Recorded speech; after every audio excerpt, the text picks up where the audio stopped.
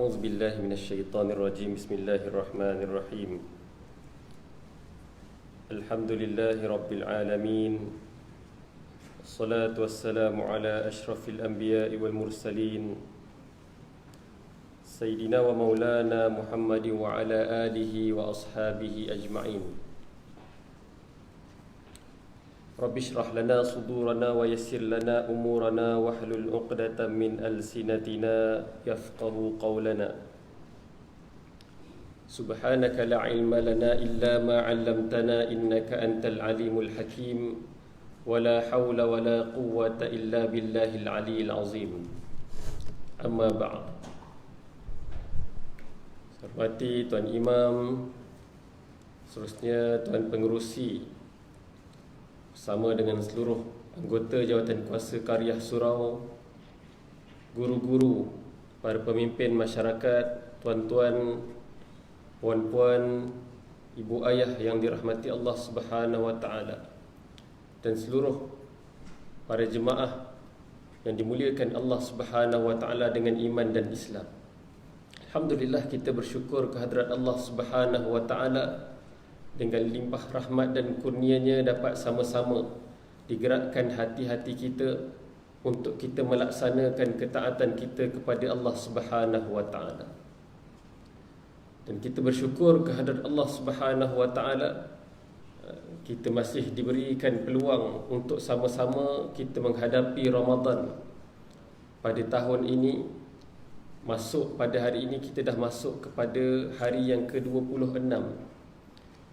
Hanya tinggal baki beberapa hari sahaja lagi, di mana Allah Subhanahu wa taala telah pun memakbulkan doa-doa kita untuk bertemu dengan Ramadan. Yang mana mungkin kita berdoa sejak daripada awal bulan Rajab lagi. Allahumma barik lana fi Rajab wa Sya'ban wa ballighna Ramadan. Dan sebagaimana juga kita berdoa sebagaimana yang diajarkan oleh para salafus soleh, Allahumma sallimni li Ramadan wa sallim Ramadana li wa tasallamhu minni mutaqabbala. Di mana kita berdoa supaya, wahai Allah, sampaikanlah kami ke dalam bulan Ramadan. Alhamdulillah, kita dah masuk dalam bulan Ramadan, hampir kita ke penghujungnya. Wa sallim Ramadana li, dan jadikanlah bulan Ramadan itu untukku. Untuk apa? Supaya kita beroleh di dalam bulan Ramadan ini keredaan Allah Subhanahu wa taala, supaya kita beroleh keampunan Allah Subhanahu wa taala, supaya kita beroleh segala-galanya yang ada di dalam bulan Ramadan ini yang Allah taala kurniakan kepada seluruh umat Nabi Muhammad sallallahu alaihi wasallam. Allah taala bagi kita setiap hari keampunan. Allah Ta'ala buka seluas-luasnya pintu syurga. Futihat abwabul jannah wa ghulliqat abwabun nar, dan ditutup serapat-rapatnya pintu neraka. Wa fasadatis syayatin, dan dibelenggu syaitan-syaitan. Yang ditafsirkan oleh antara ulama hadis yang menyebut dibuka seluas-luasnya pintu syurga itu kerana antakthirul ibadah. Kanal insan antakthirul ibadah. Oleh kerana manusia mereka memperbanyakkan amal ibadah, maka Allah Ta'ala buka seluas-luasnya pintu syurga untuk kita. Dan begitu juga ghulliqat abwabun nar, ditutupnya pintu neraka, disebabkan manusia semuanya antaqlilul ma'asi, mereka kurang melakukan maksiat kepada Allah Subhanahu wa taala. Wa fasadatis syayatin, dibelenggu syaitan-syaitan itu disebabkan oleh daripada manusia. Bila mana tiba bulan Ramadan, orang-orang yang beriman banyak buat ibadah, tinggalkan maksiat, syaitan rasa terbelenggu. Sebab apa? Bisikan-bisikan mereka kepada orang-orang yang beriman tak dilayan. Disebabkan bersungguhnya kita dekatkan diri kita kepada Allah Subhanahu wa taala. Terbelenggu syaitan, bisik manusia, hawa nafsu manusia ni tak ada pun yang rasa nak malaslah nak buat jahat. Kita dah berpuasa, Kurangnya makan, hawa nafsu kita pun berkurang. Tuan-tuan yang dirahmati Allah SWT, besarnya rahmat Allah Subhanahu Wa Taala kepada kita. Dan di dalam bulan Ramadan ini, selain daripada kita memperbanyakkan amal ibadah, boleh kita ambil beberapa ibrah dan peristiwa yang berlaku di dalam bulan Ramadan. Ketika hidupnya baginda Nabi Muhammad sallallahu alaihi wasallam, supaya kita tidak hanya menjadikan Ramadan itu bulan yang hanya untuk kita menahan lapar dan dahaga. Pengajaran-pengajaran yang perlu kita ambil daripada apa yang dilaksanakan oleh baginda Rasulullah sallallahu alaihi wasallam dalam kehidupannya, supaya dapat kita tanamkan azam dalam diri kita untuk kita sama-sama menurut apa yang dilakukan oleh baginda Rasulullah sallallahu alaihi wasallam. Tuan-tuan yang dirahmati Allah, dalam bulan Ramadan ada berlaku peristiwa kematian. Rasulullah menangis kematian isterinya yang tercinta, Sayyidatina Khadijah binti Khuwailid. Begitu juga dalam bulan Ramadan berlakunya peristiwa-peristiwa peperangan. Peristiwa perang Badar tak pernah berlaku. Rasulullah berhadapan dengan golongan musyrikin dan orang-orang kafir dengan cara berperang. Ketika mana awal dakwah Nabi sallallahu alaihi wasallam bersama dengan para sahabat di kota Mekah, mereka berhadapan dengan saudara-saudara sendiri. Sebab berhadapan dengan saudara-saudara sendiri di kota Mekah ketika itu hanya berhadapan dengan keadaan mereka dihina, kalaupun mungkin dipukul, tidak ada dalam bentuk peperangan. Ketika awal Islam di kota Mekah, Rasulullah dihalang hanya dengan cara mereka menghina, dan juga mungkin akhir sekali mereka berusaha untuk mengusir Rasulullah sallallahu alaihi wasallam keluar daripada kota Mekah. Awal Islam 13 tahun, 3 tahun pertama, kemudian 10 tahun di peringkat yang kedua. Rasulullah bagi tahu, sampaikan Islam ni hanya kepada orang-orang yang benar-benar nak dekat dengan Rasulullah, yang ikhlas sahaja, yang dekat dengan diri Rasulullah sallallahu alaihi wasallam. Peringkat awal secara rahsia, berhimpun di rumah Al-Arqam bin Abi Arqam, duduk dekat dalam rumah, menyorok cara dakwah di peringkat awal. Sebab apa? Takut mereka ini, apa yang dilakukan oleh Rasulullah ni dapat dihidu oleh orang-orang musyrikin Mekah. Saudara, tapi saudara yang khianat kepada saudara sendiri, yang memusuhi perjuangan Nabi sallallahu alaihi wasallam. Tuan-tuan yang dirahmati Allah Subhanahu Wa Taala, sampai peringkat yang kedua, Allah Taala ingatkan kepada Nabi sallallahu alaihi wasallam supaya Rasulullah sampaikan apa sahaja yang diperintahkan oleh Allah Subhanahu Wa Taala kepada semua. Fasda' bima tu'mar wa'rid 'anil musyrikin. Allah Taala perintahkan, pecahkanlah dengan apa yang aku perintahkan kepada kamu, dan sebarkanlah walaupun kepada orang-orang musyrikin.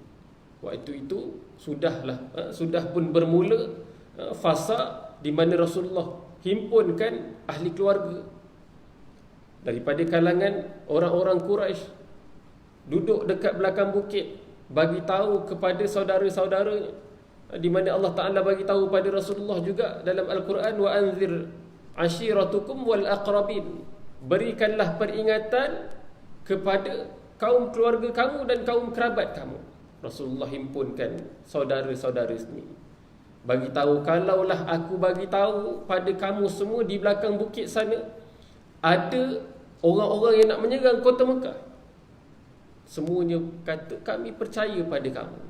Bahkan gelaran Al-Amin yang diberikan oleh Rasulullah kepada Rasulullah sallallahu alaihi wasallam juga diberikan oleh orang-orang kafir, kerana sifat kejujuran yang ada pada baginda Nabi sallallahu alaihi wasallam. Tapi bila mana Rasulullah bagi tahu, kalaulah aku bagi tahu bahawasanya aku ni adalah merupakan utusan Allah Subhanahu Wa Taala, masing-masing kata kamu gila.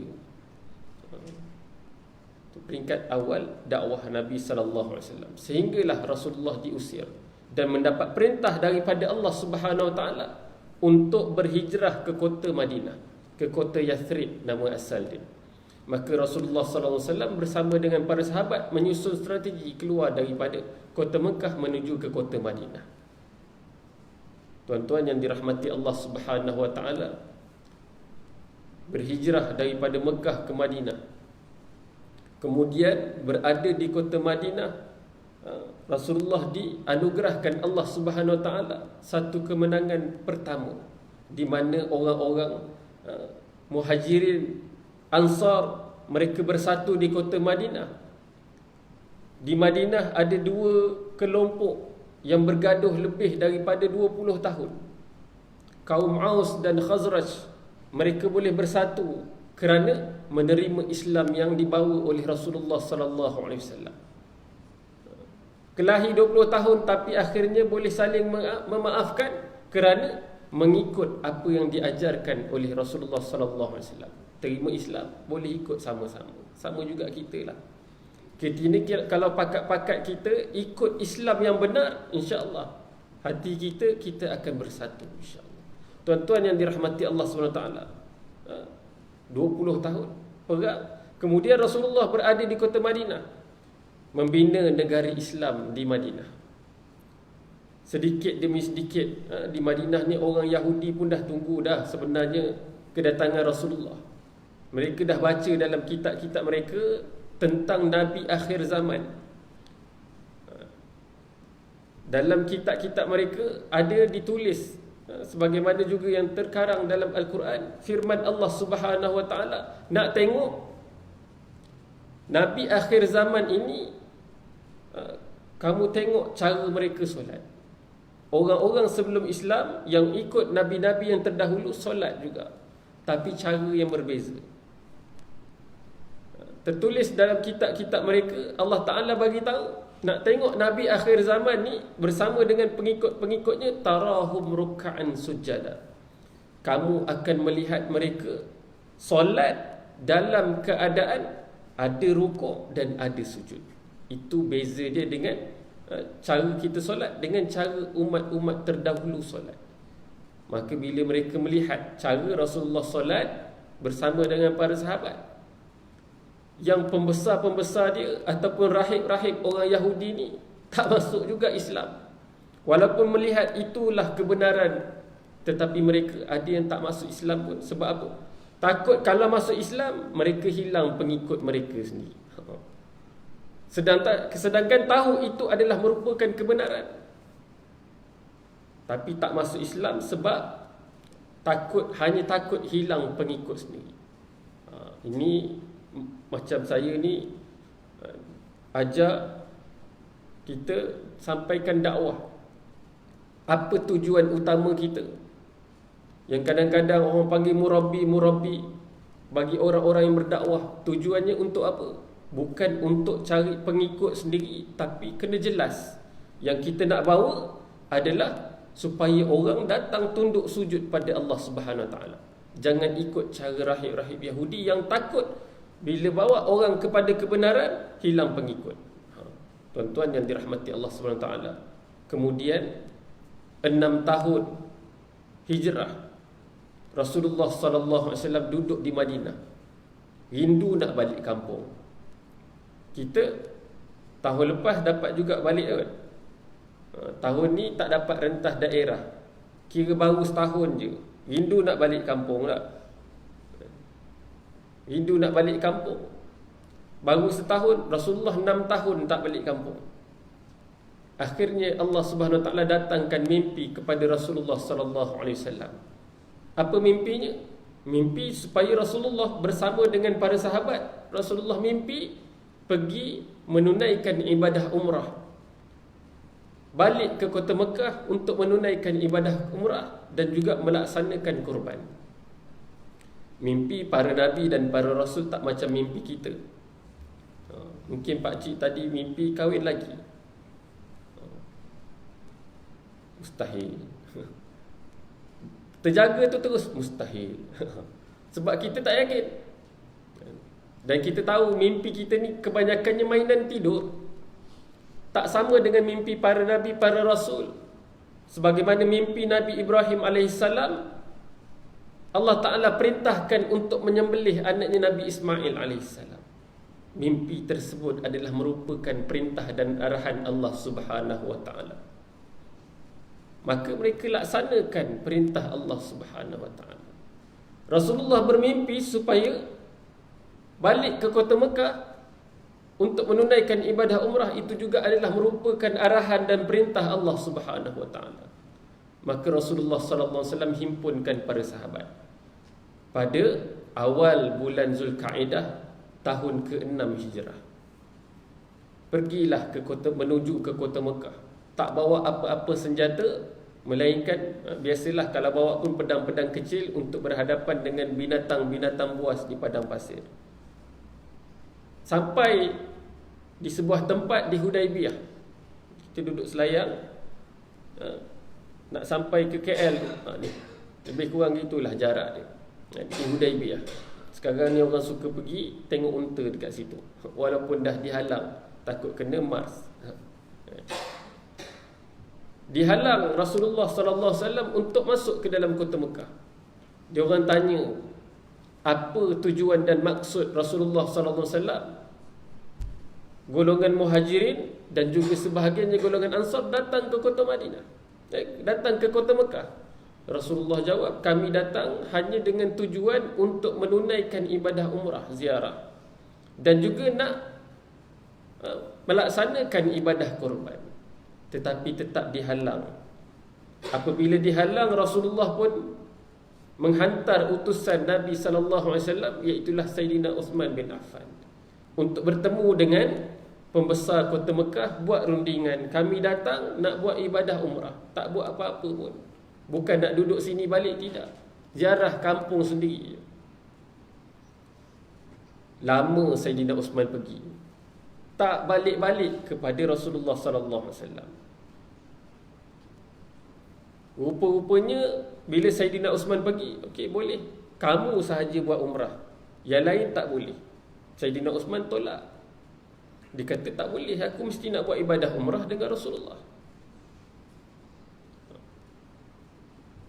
Kemudian mereka tahan lama Sayyidina Uthman bin Affan, sampailah datang khabar angin kepada Rasulullah dan juga para sahabat bahawasanya Sayyidina Uthman telah pun dibunuh.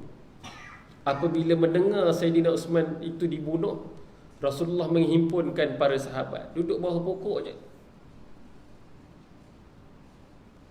Bila dengar Sayyidina Uthman dibunuh, Rasulullah bai'ahkan para sahabat.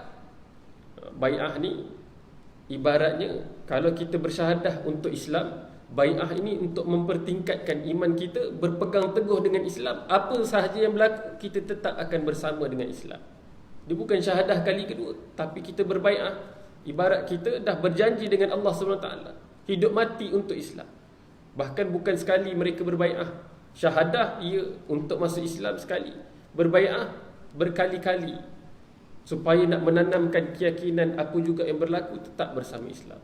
Bai'ah tersebut ketika di Hudaibiyah dinamakan sebagai Bai'atul Ridwan.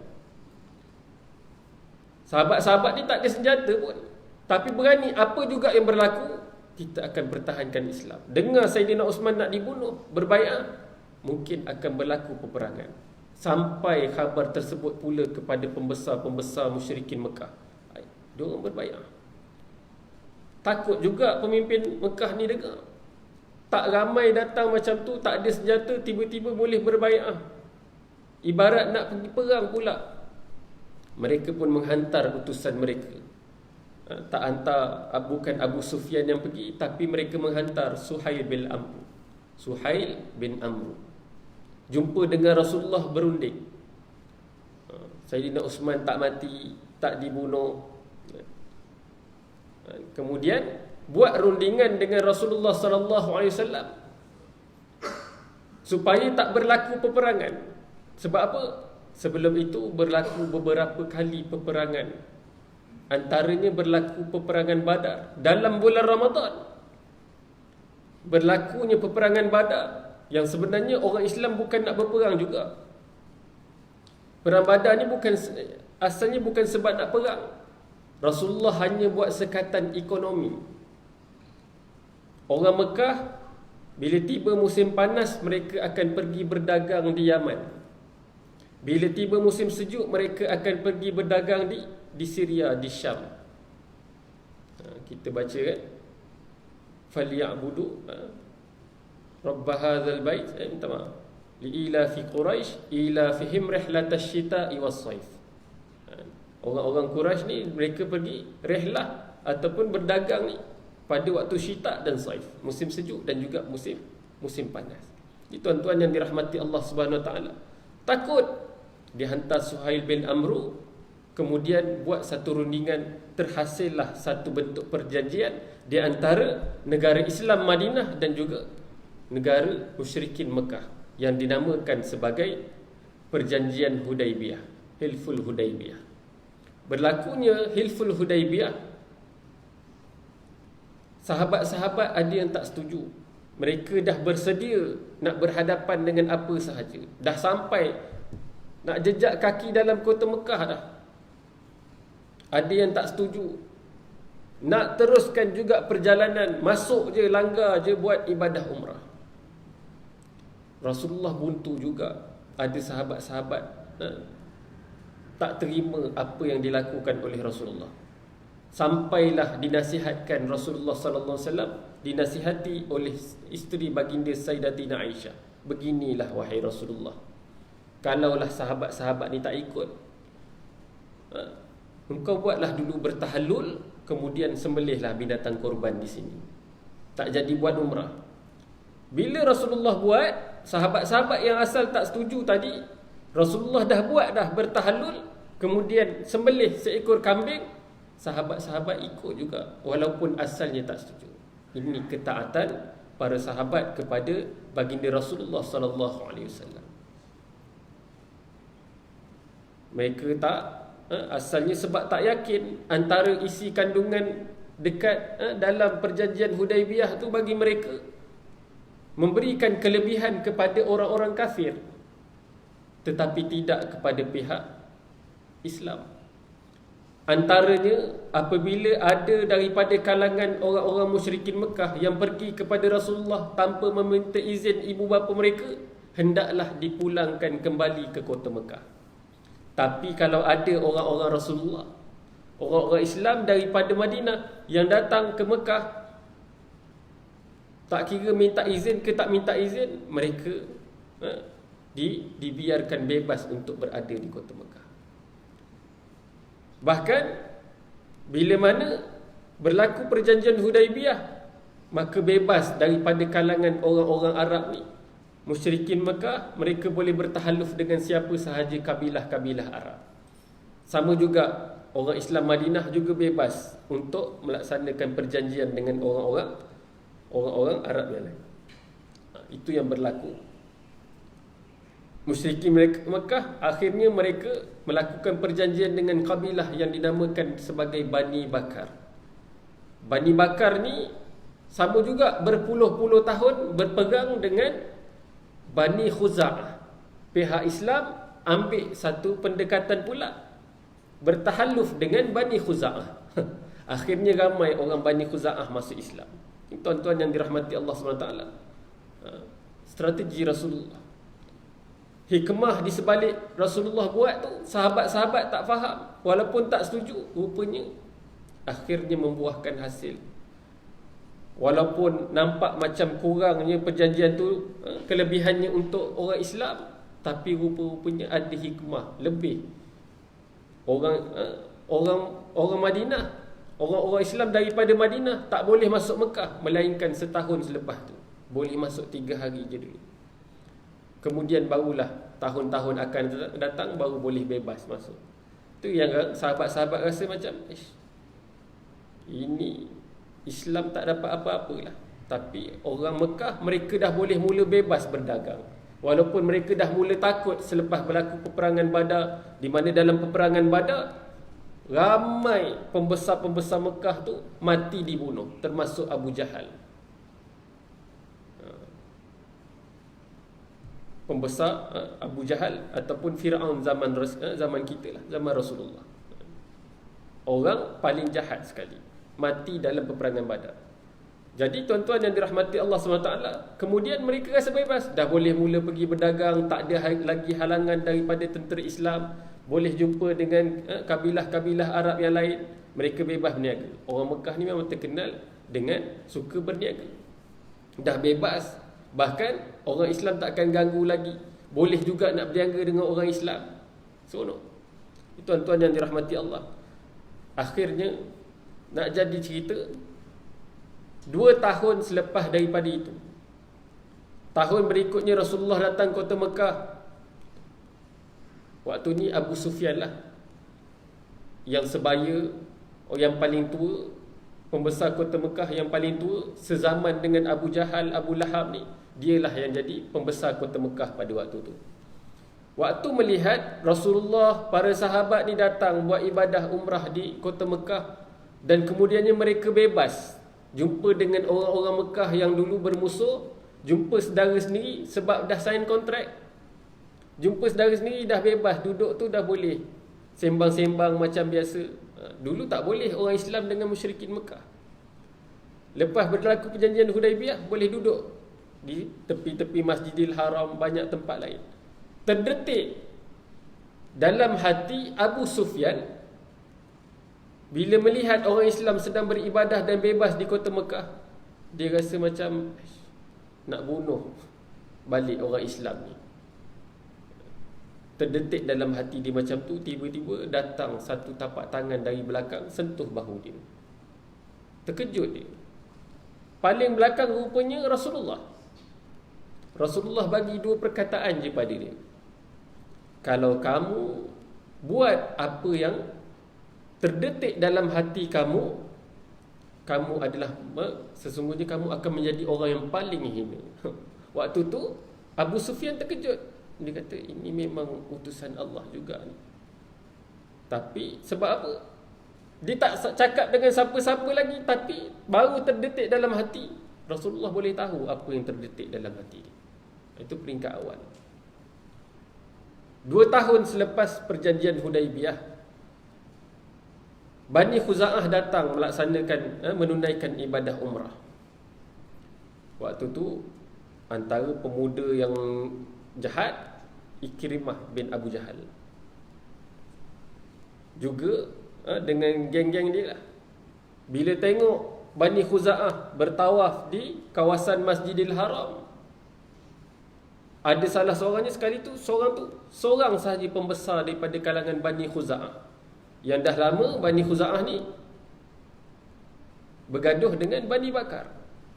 Ikrimah dan juga ada beberapa golongan Bani Bakar bersembang-sembang, bagi tahu, aku rasa aku nak bunuh Bani Khuza'ah ni.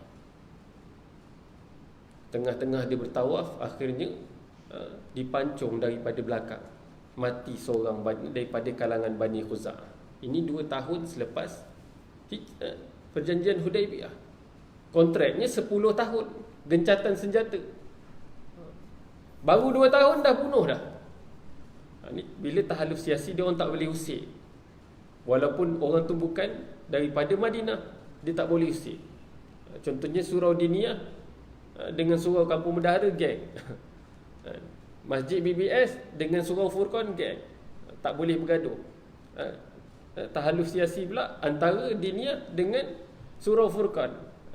Tapi tak boleh bergaduh surau Furqan dengan Masjid BBS. Contohlah, kita sama-sama Islam juga. Ini tuan-tuan yang dirahmati Allah. Tiba-tiba dibunuh seorang. Bahkan ada riwayat menceritakan selepas dibunuh seorang tersebut,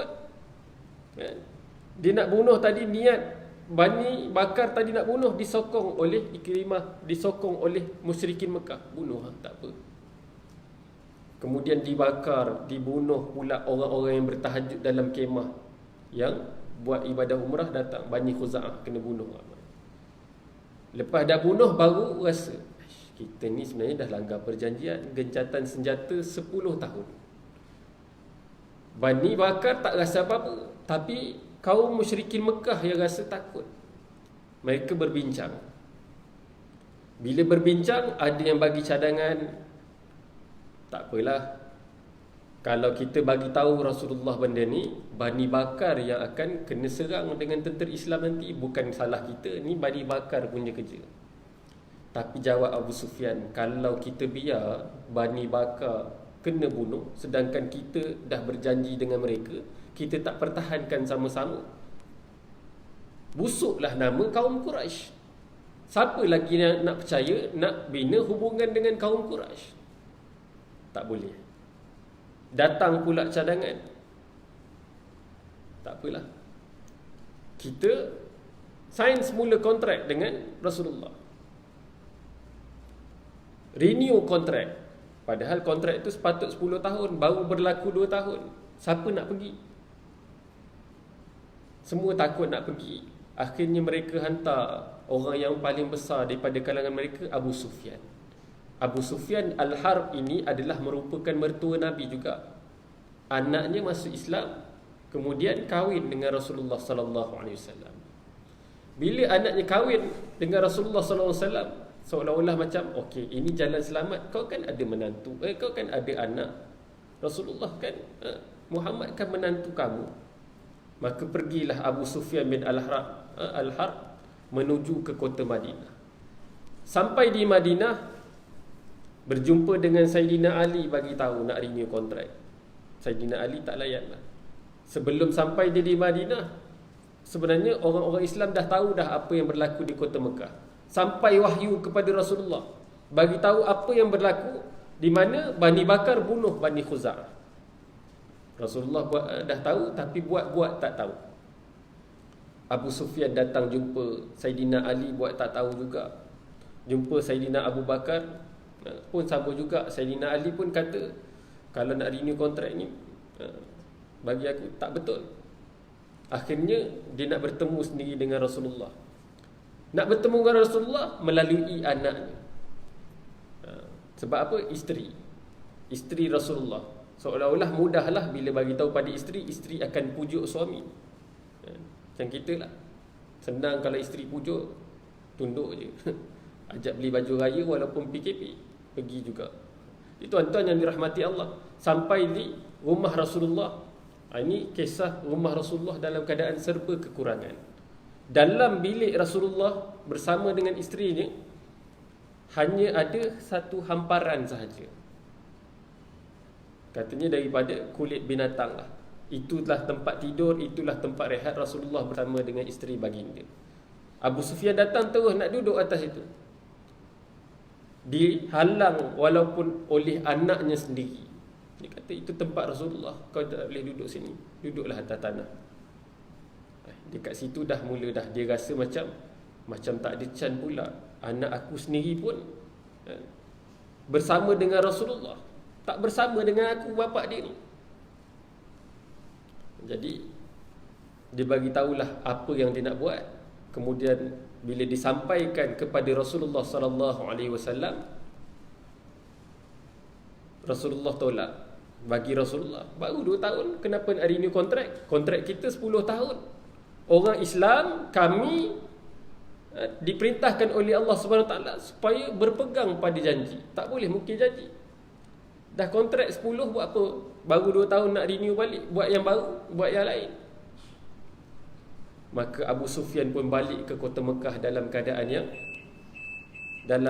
yang sangat kecewa. Tapi Rasulullah himpunkan para sahabat, kemudiannya tak bagi tahu pun kita akan serang kota Mekah. Himpunkan di Abu Zahran, tak suruh pembawa senjata dan sebagainya. Tapi ada seorang sahabat Nabi sallallahu alaihi wasallam daripada kalangan Muhajirin ni, macam bau-bau je, dihantar sekeping surat melalui seorang wanita. Laki ni bernama Hatib bin Abi Balta'ah. Kirim surat untuk dihantar, diutuskan oleh melalui seorang wanita ke kota Mekah, supaya nak selamatkan saudara di dekat sana. Takut-takut nanti bila masuk kota Mekah akan datang, saudara dia tu dah dibunuh oleh orang Islam. Rasulullah dapat tahu juga. Rasulullah hantar 3 orang sahabat, Sayyidina Ali, Miqdad dan juga Zubair bin Awam, kejar perempuan tersebut dan minta surat tu. Surat apa yang diberikan? Apabila ditahan perempuan itu oleh 3 orang sahabat ni, Perempuan tu kata, aku tak bawa apa-apa. Tapi para sahabat bertiga ni bagi tahu, okey, kalau kau tak nak bagi surat tu pada kami, kami akan tanggalkan pakaian kamu untuk periksa kamu. Maka dibagilah, diserahkan surat tu. Dibawa surat tersebut kepada Rasulullah sallallahu alaihi wasallam. Dapat tahu pula Saidina Umar. Rasulullah panggil Hatib bin Abi Balta'ah. Apa yang kamu buat ni? Saidina Umar sebut terus, ini perangai munafik. Ini sikap munafik. Ya Rasulullah, biar aku pancung leher dia. Tapi jawab Hatib bin Abi Balta'ah, sesungguhnya aku bukan munafik. Dia bagi tahu, dia bersaksi di hadapan Rasulullah, sesungguhnya aku beriman. Dan bukan niat dia bagi tahu tu sebab sikap dia munafik, tapi untuk selamatkan keluarga dia yang berada di kota Mekah. Rasulullah bagi tahu dekat Saidina Umar, sesungguhnya Hatib bin Abi Balta'ah ni juga adalah merupakan anggota Badar. Anggota Badar, orang-orang yang pergi ke peperangan Badar, 313 orang ni semuanya diampunkan dosa-dosa mereka oleh Allah Subhanahu Wa Taala.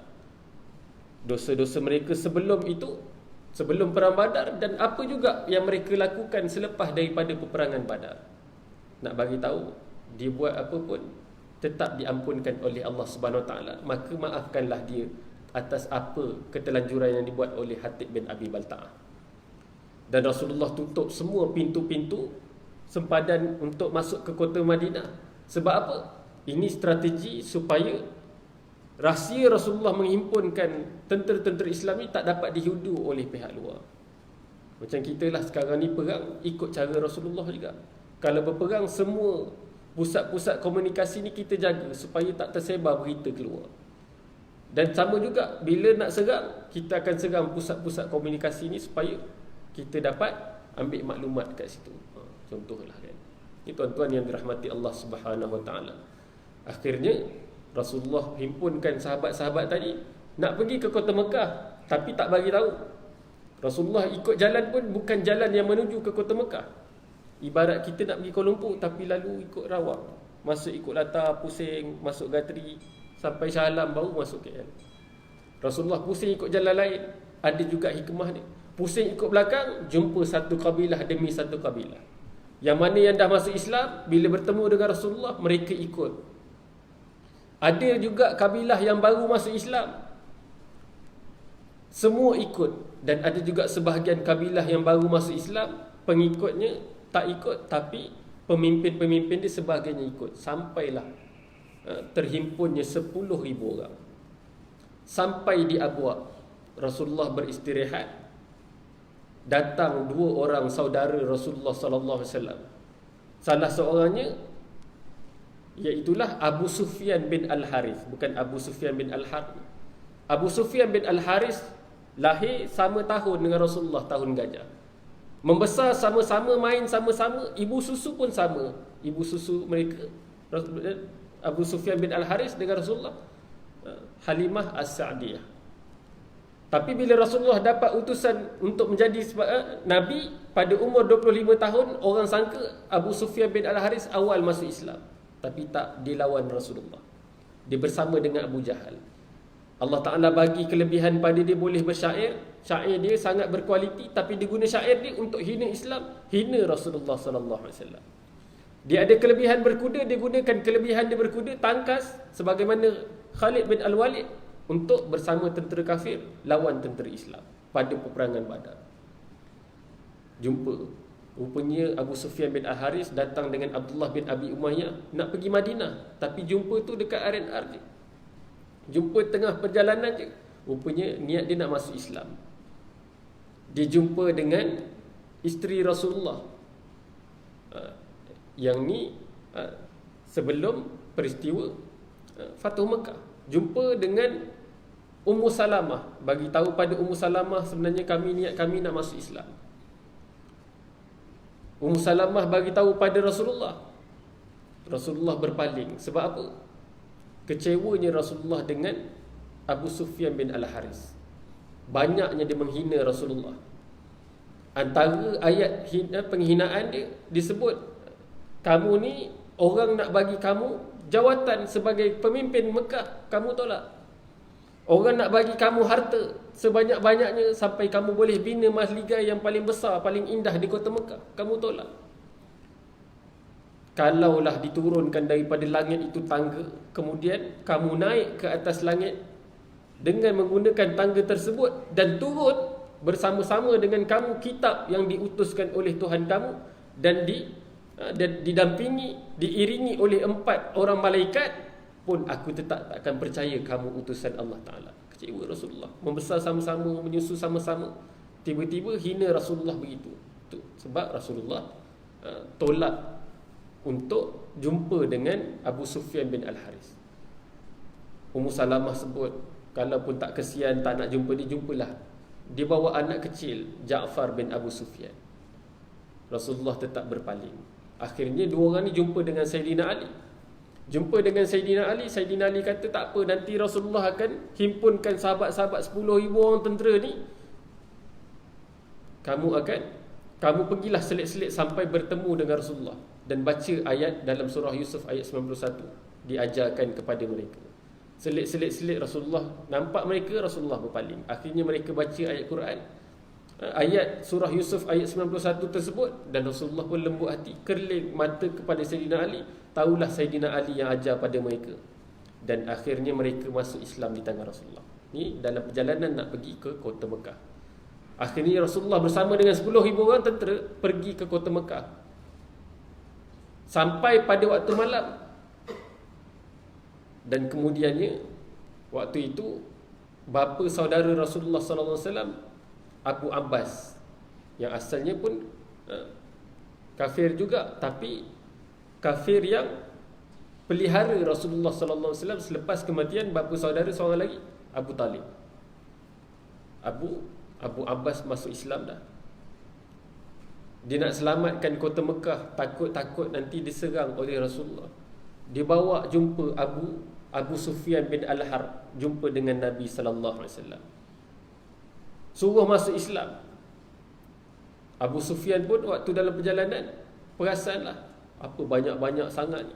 Rasulullah bila sampai hampir dengan kota Mekah, diminta para sahabat bakar obor-obor. 10,000 orang tentera, bayangkan 10,000 obor itu dibakar. Kemudian bawa jumpa Rasulullah, ajak, kamu kalau tak nanti kamu akan dipancung dan dibunuh sehinanya oleh orang Islam. Dengar Abu Sufyan ni terus naik keldai bersama dengan Abu Abbas. Naik keldai, gedug tak maaf, diorang naik bagal, binatang kacuk antara keldai dan juga kuda. Nak bawa jumpa dengan Rasulullah. Rupa-rupanya yang jaga tentera Islam malam tu, yang ditugaskan untuk mengawal tentera Islam malam tu, Sayyidina Umar. Sayyidina Umar naik keldai, yang dua orang naik bagal.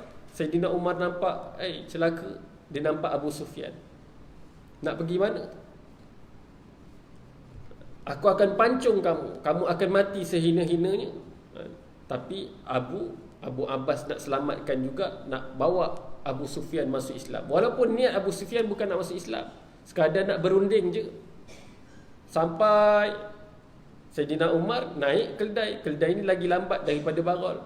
Yang ni pula naik bagal tapi dua orang, sama-sama berat. Sampai tepat-tepat depan Rasulullah, dua-dua binatang tu sampai serentak. Sayyidina Umar pun sampai, dan dua orang, Abu Sufyan dan juga Abu Abbas, sampai serentak depan Rasulullah.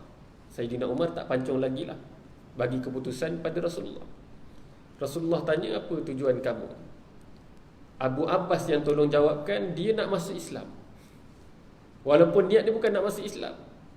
Keluar pula daripada mulut Abu Sufyan, mana ada, aku tak percaya lagi pada Rasulullah, aku tak percaya lagi kepada Muhammad. Sayyidina Umar tanya, apa dia yang kamu cakap? Abu Sufyan sendingkan kepada Abu Abbas, sending kepada Abu Sufyan, kan kau bagi tahu kau nak masuk Islam. Waktu tu Abu Sufyan pun memang dah takut dah. Kemudian dilafazkan syahadah dalam keadaan dia takut, bukan sebab dia nak masuk Islam sebenarnya. Kemudian Rasulullah kata, okeylah, baliklah kamu ke kota Mekah, besok jumpa aku. Rasulullah suruh balik, tapi pesan kepada Abu Abbas, nanti bawa dia singgah di atas bukit. Di belakang gunung, aku akan buat perarakan tentera dengan 10,000 tentera Islam. Bawa pergi belakang bukit. Kemudian Rasulullah aturlah pergerakan tentera Islam seramai 10,000 orang. Lepas satu kabilah, lepas satu kabilah. Abu Sufyan tanya pada Abu Abbas, itu apa? Ramai-ramai itu. Itulah barisan tentera Islam 10,000 orang. Yang ni kabilah ni kabilah ni, yang ni kabilah ni. Makin gerun Abu Sufyan. Yang asal dia tak nak masuk Islam, dia rasa dia dah selamat dah masuk Islam. Dan sebenarnya dah dibincangkan oleh Rasulullah dengan Abu Abbas. Nak tarik orang yang baru masuk Islam ni, kena bagi motivasi sikit, bagi dia rasa besar sikit. Waktu nak balik tadi, Rasulullah pesan dah, Abu Sufyan diberi kepercayaan oleh Rasulullah, kau bagi tahu kepada penduduk musyrikin Mekah, kalau nak selamat, masuk dalam rumah kamu. Dia kata, rumah aku mana? Besar mana? Tak cukup penduduk Mekah. Okey, tak apa, sebahagian kat rumah kamu. Yang kedua, kalau nak selamat, masuklah ke rumah masing-masing. Dan yang ketiga, kalau nak selamat, masuklah ke dalam Masjidil Haram. Dia pun rasa okey, bolehlah selamatkan penduduk-penduduk Mekah. Masuknya tentera Islam walaupun 10,000 orang, tapi akhirnya Rasulullah menawan kota Mekah bukan dalam keadaan berperang. Tidak berlaku pun pertumpahan darah, melainkan hanya sedikit sahaja. Ada setengah riwayat tak ada langsung, setengah riwayat kata berlaku pun pertumpahan darah, hanya lebih kurang 8 ke 20 orang tentera ataupun musyrikin Mekah yang bersama dengan Ikrimah bin Abu Jahal. Ikrimah bin Abu Jahal tetap nak pertahankan kota Mekah juga, tapi tak mampu. Akhirnya Ikrimah lari ke Yaman. Dan kemudiannya akhirnya Ikrimah masuk juga Islam di tangan Rasulullah sallallahu alaihi wasallam. Ini tuan-tuan yang dirahmati Allah. Rasulullah masuk ke dalam kota Mekah dalam keadaan tidak ada berlaku pun peperangan. Rasulullah sampai di hadapan Kaabah. Perkara pertama yang dilaksanakan oleh baginda Rasulullah sallallahu alaihi wasallam adalah dengan sujud dan juga bertasbih kepada Allah Subhanahu wa taala. Yang kita baca dalam Al-Quran, Allah Taala ingatkan pada kita, idza jaa nasrullahi wal fath. Apabila datang bantuan pertolongan Allah Subhanahu wa taala dan berlakunya pembukaan. Idza jaa nasrullahi wal fath wa ra'aitan nasa yadkhuluna fi dinillahi afwaja. Nescaya kamu akan melihat berbondong-bondong manusia akan masuk ke dalam agama kamu. Ramai. Begitu ramai orang akan masuk Islam. Fasabbih bihamdi rabbika wastaghfir. Hendaklah kamu bertasbih, bertahmid ke atas nama Tuhan kamu, wastaghfir, dan mohonlah keampunan kepada Allah Subhanahu wa taala. Ni orang Islam bila dikurniakan kemenangan, tasbih, tahmid dan istighfar. Bukan cari ghanimah dulu walaupun menang peperangan. Tuan-tuan yang dirahmati Allah Subhanahu wa taala, itu yang berlaku. Rasulullah buat pertama sekali sujud. Sama juga macam yang berlaku sebelumnya. Bila nak tawan Baitul Maqdis, Nabi-Nabi terdahulu, Allah Ta'ala perintahkan tunduk sujud dulu. Tapi orang-orang Bani Israel tak sujud. Mereka pusing, membuntut ke belakang, membuntutkan kiblat mereka pada waktu itu Baitul Maqdis. Ni Bani Israel degil. Kita orang Islam jangan tiru Bani Israel, tapi ikut cara yang Rasulullah ajar pada kita, yang Allah Ta'ala perintahkan. Syawal nanti adalah merupakan hari kemenangan untuk kita. Apa yang kita lakukan malam 1 Syawal nanti, dah tentulah kita meraihkan kemenangan setelah kita berpuasa selama sebulan dengan buat benda yang sama. Tasbih, tahmid dan juga beristighfar kepada Allah Subhanahu wa taala. Sebab itu malam 1 Syawal dan juga sama juga malam Aidil Adha nanti, benda yang kita kena buat adalah dengan menunaikan solat sunat tasbih. Di mana bila melakukan solat sunat tasbih, antara janji-janji Allah SWT, Allah Ta'ala akan jamin syurga buat orang-orang yang pernah buat solat sunat tasbih. Rasulullah ingatkan kepada kita, kalau boleh buat tiap-tiap hari solat sunat tasbih. Tak mampu buat seminggu sekali, tak mampu buat sebulan sekali, tak mampu buat setahun sekali. Kalau tak mampu juga, buatlah seumur hidup satu kali. Tuan-tuan yang dirahmati Allah SWT, selepas daripada berlaku peristiwa Fatu Mekah, Rasul tidak ada satu pertumpahan darah. Bahkan di hari tersebut juga adalah merupakan hari Allah Subhanahu Wa Taala memberikan keampunan. Islam menang, tawan, tak bunuh terus. Walaupun peringkat awal Rasulullah kata nak blacklist 20 orang, tapi akhirnya diberikan keampunan. Yang dibunuh hanya sekitar 7 orang sahaja daripada kalangan penduduk Mekah.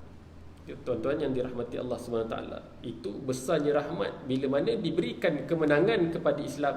Akhirnya bila berlakunya peristiwa Fatu Mekah, sahabat Sayyidina Abu Bakar dah merasakan bahawasanya bila mana dah Rasulullah dah kembali, dah selesai, dah sempurna apa tugasan Rasulullah SAW yang diberikan oleh Allah SWT, sampai dah ke penghujungnya umur Rasulullah SAW. Tahun berikutnya ketika mana melakukan umrah, Rasulullah dah sampaikan khutbah yang berbentuk nasihat yang terakhir Nabi SAW kepada seluruh para sahabat, dan sebenarnya khutbah tersebut juga adalah kepada seluruh umat Nabi SAW.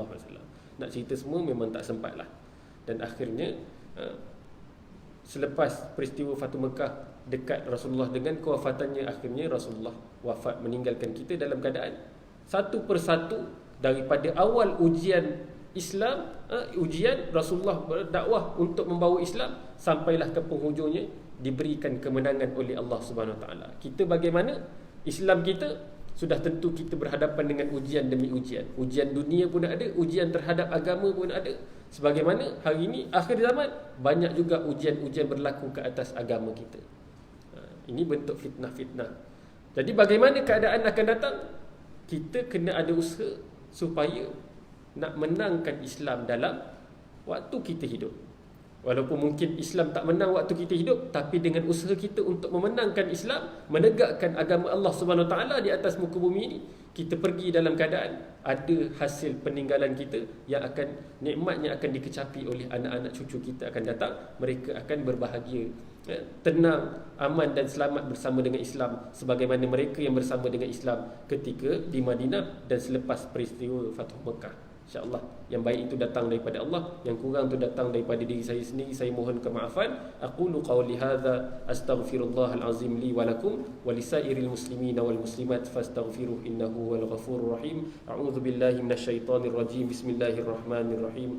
Alhamdulillahi rabbil alamin wassalatu wassalamu ala asyrafil anbiya'i wal mursalin wa ala alihi wa sahbihi ajma'in. اللهم اغفر لنا ذنوبنا ولوالدينا وارحمهم كما ربونا صغارا ولجميع المسلمين والمسلمات والمؤمنين والمؤمنات الأحياء منهم والأموات برحمتك يا أرحم الراحمين. اللهم إنا نسألك رضاك والجنة ونعوذ بك من سخطك والنار. اللهم إنك عفو تحب العفو فاعف عنا وعن والدينا وعن جميع المسلمين والمسلمات الأحياء منهم والأموات برحمتك يا أرحم الراحمين. اللهم أرنا الحق حقا وارزقنا اتباعه وأرنا الباطل باطلا وارزقنا اجتنابه. ربنا آتنا في الدنيا حسنة وفي الآخرة حسنة وقنا عذاب النار. وصلى الله على سيدنا محمد وعلى آله وصحبه وسلم والحمد لله رب العالمين. السلام عليكم ورحمة الله وبركاته.